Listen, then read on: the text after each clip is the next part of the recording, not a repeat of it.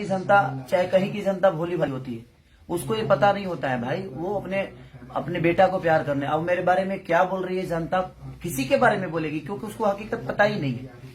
तो ticket show के नाम पे इन लोगों ने मुझे बुक ही नहीं किया था, और जब इनका परमिशन फेल हुआ, सरकार ने कोविड की वजह से परमिशन इनका रद्द किया, इनको मना किया कि आप कार्यक्रम नहीं कर सकते हैं।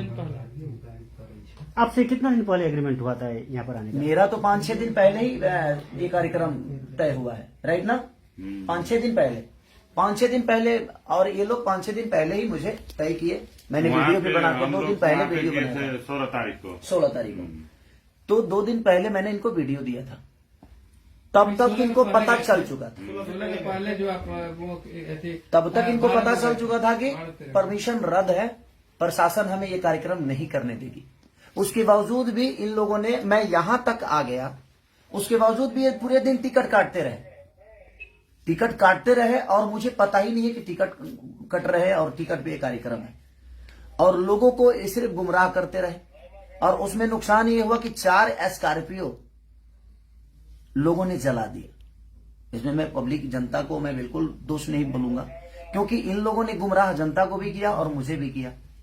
तो आपका कहना है कि जो भी हुआ आयोजक की तरफ से, आयोजक अगर मुझे सुबह ही बता दिया होता कि भैया यहाँ परमिशन नहीं है, प्रशासन हम आपको नहीं दे सकते, तो इसमें प्रशासन का भी कोई रोल नहीं है भाई। प्रशासन, अब मैं यहाँ आया 8 बजे, 9 बजे में पहुंचा, 9 बजे पहुंचने के बाद 10 बजे में रेडी होकर बैठ गया। जैसे निकलना चाहा, पूरी प्रशासन, पूरे होटल को घेर लिया गया कि आप कार्यक्रम करने जा ही नहीं सकते। तो मैं प्रशासन को तोड़ के तो नहीं जाऊंगा, क्योंकि मैं आउट ऑफ इंडिया हूं। ये इंडिया तो है नहीं, ये बिहार तो है नहीं, यूपी तो है नहीं। अब प्रशासन बोल रहा है कि आप जा ही नहीं पाओगे, आपको नहीं जाने देंगे हम, क्योंकि वहां पे कोई व्यवस्था नहीं है। अगर आपको कुछ हो जाएगा तो भाई उसका जिम्मेदार हम पे आ जाएगा। जे प्रशासन, नेपाल की प्रशासन निकम्मा है, और नेपाल की प्रशासन ने खेसारी लाल यादव को सुरक्षा नहीं दिया, तो हम अपने पे रिस्क नहीं लेंगे, इसलिए आप यहां से नहीं जा सकते।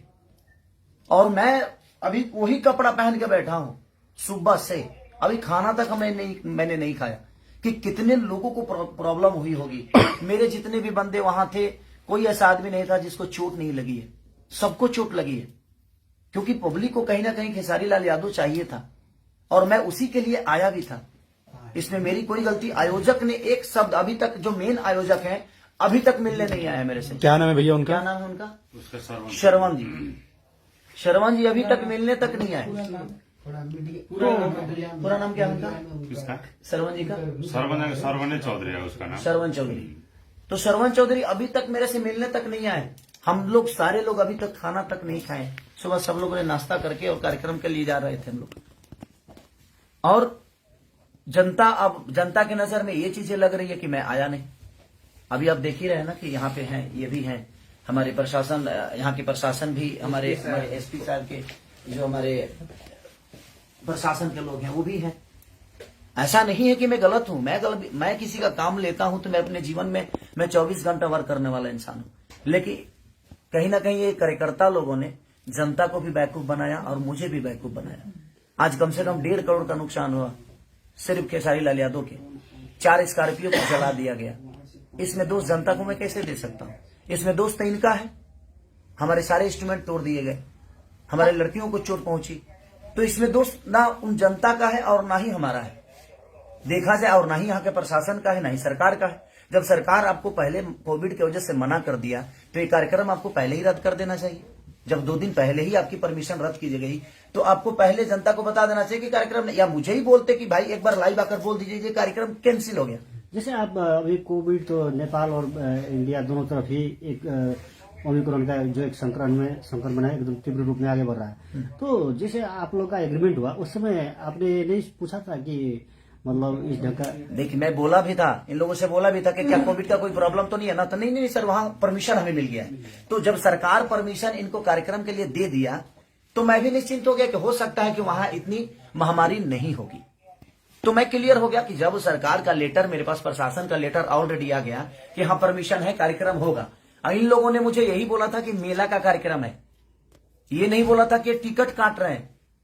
ये नेपाल में आपका आगमन पहली बार है या कितने? नहीं, मैं ये दूसरी तीसरी बार आया हूँ मैं। विराटनगर खास करके? नहीं, विराटनगर में पहली बार आया हूँ। बाकी वीरगंज में बहुत बार आया हूँ, 1-2 बार ऐसे भी आया हूँ और 1-2 बार कार्यक्रम करने जैसे के आप लिए। बता रहे हैं 1.5 करोड़ करीब का सामान आपका जो नुकसान, हाँ। नुकसान हुआ, तो अब क्या इसके बाद क्या आप? इसके बाद लोगों के अंदर जो छवि मेरी बर्बाद हुई, लोगों के दिमाग में तो ये बैठ गया ना कि मैं नहीं आया।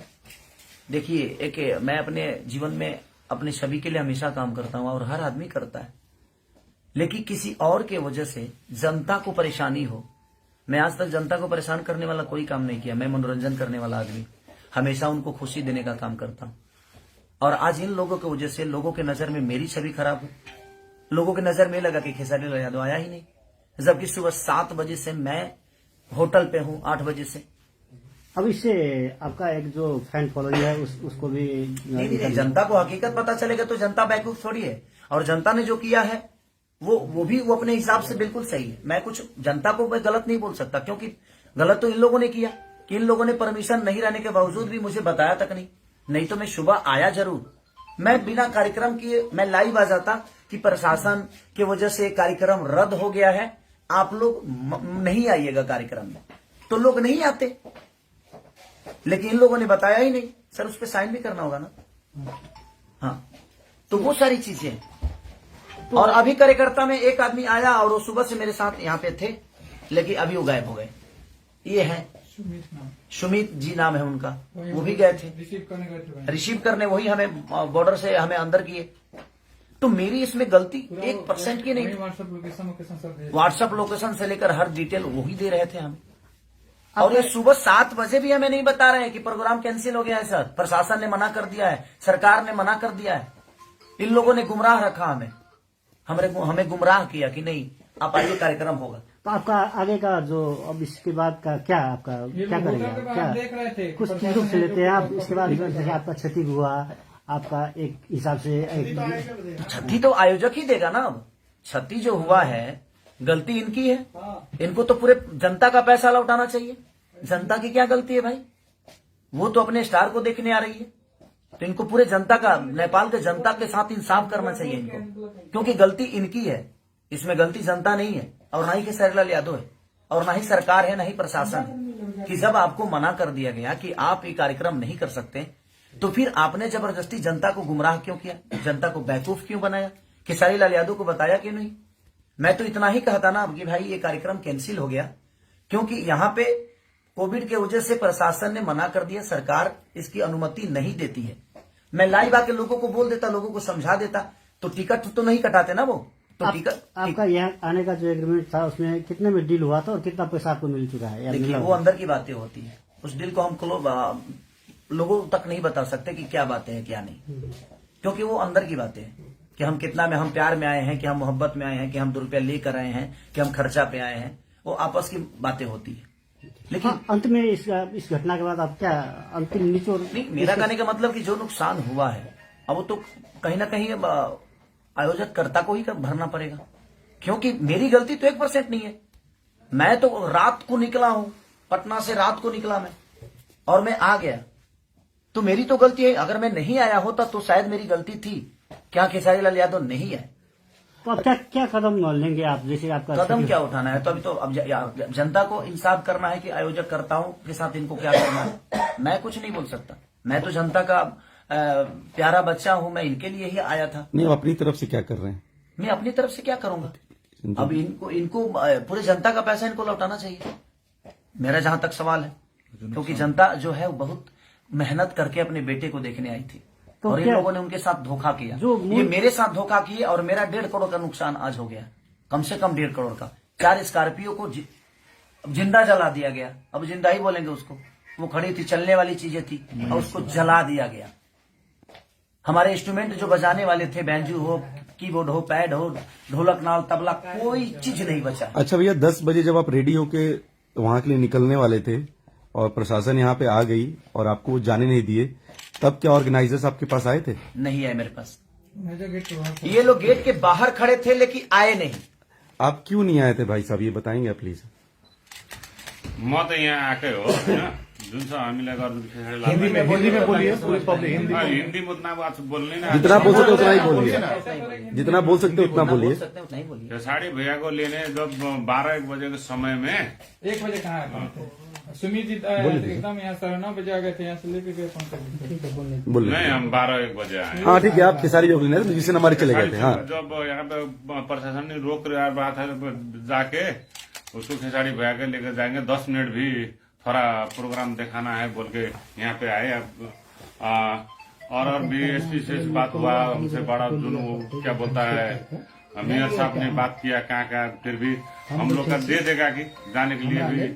जब करते करते कोई बस नहीं चला तब तोड़फोड़ शुरू होने लग गया है। प्रमाण कानून में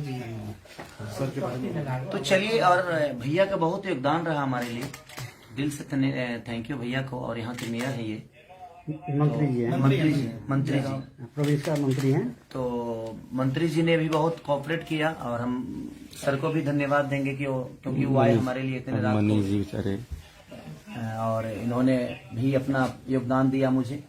लेकिन हमें योगदान इनके तरफ से नहीं मिला, और मैं पूरी जनता से मैं क्षमा प्रार्थी मांगता हूं कि मेरी गलती नहीं है, आप लोग मुझे दोषी ना समझें, क्योंकि मैं आपके प्यार और आपके मोहब्बत के लिए, आपके मनोरंजन के लिए दिनों रात मेहनत करता हूं और हमेशा करता रहूंगा। और इन लोगों की वजह से इसमें बताइए, अगर मैं आया और मुझे प्रशासन, पूरे नेपाल के प्रशासन 20 लोग आकर घेर लिए कि आप नहीं जा सकते, क्योंकि कोविड के लिए ऑलरेडी कार्यक्रम कैंसिल किया गया था, ये लोग जबरदस्ती कर रहे हैं और हम आपको नहीं जाने देंगे। तो कहीं ना कहीं मैं क्या कर सकता हूँ? मैं तो आउट ऑफ इंडिया हूँ, यहाँ की प्रशासन को नहीं जानता, यहाँ के कानून को नहीं जानता, तो गलती तो इन्होंने किया। तो इसके लिए मैं आपका गुनहगार नहीं हूँ, मैं आया जरूर था सिर्फ आपके मोहब्बत के लिए। तो जिनके मन में मेरे लिए नफरत है, ये आप एक बार सच्चाई जान लीजिए कि हाँ मैं कहाँ से गलत हूँ। अगर मैं आया और 10 लोग घेर कर कह दे कि आप नहीं जा सकते, अगर नॉर्मल इंसान घेर के कहे तो मैं हो सकता है कि मैं लड़ जाऊं, लेकिन मैं इंडिया, यहाँ नेपाल के गवर्नमेंट से तो नहीं लड़ने आया था, यहाँ के प्रशासन से झगड़ा करने तो नहीं आया था। तो इसलिए ये चीजें हुई हैं, तो उसके लिए मैं क्षमा प्रार्थी हूँ कि मुझे अफसोस इस बात का है कि मैं आकर भी और आपके सामने कुछ कह नहीं पाया, कुछ गा नहीं पाया। क्या मुझे दुख नहीं है इस बात का? मुझे भी इस बात का दुख है। जितना आप दुखी हैं उससे कई गुना ज्यादा दुखी मैं हूँ, क्योंकि मैं आके भी और आपका मनोरंजन नहीं करा पाया ड्यू टू सिर्फ रीजन हमारे कार्यकर्ता लोग, जिन्होंने मुझे 2 दिन पहले भी नहीं बताया, यहाँ आने के बाद भी नहीं बताया। नहीं तो मैं लाइव आके सारी चीजें क्लियर करके और आपको घर पे ही रोक देता कि आप मेला में मत आइए और टिकट कटाने की आपको जरूरत नहीं है। ये टिकट की भी बातें मुझे नहीं बताया कि हाँ टिकट शो है, और इन लोगों ने टिकट भी काटा और आज ये बता रहे हैं कि हमारा रिकवरी कैसे होगा। कोई ट्रस्ट है उसके, ये ट्रस्ट है कोई इनका, उसके लिए इन्होंने कार्यक्रम कराया था। तो मुझे बता देने में इनका क्या जाता? अगर बता दिए होते तो शायद मैं उसी हिसाब से आप यहाँ पे आता, या मैं मना भी कर सकता था कि नहीं हम ऐसा काम नहीं करेंगे। अब पूरे लेटर के साथ इन्होंने परमिशन का लेटर दिया, उसके बावजूद भी जब कैंसिल हुआ तो इन्होंने मुझे इन्फॉर्म नहीं किया। तो सो सॉरी, आप लोग मुझे क्षमा करिएगा।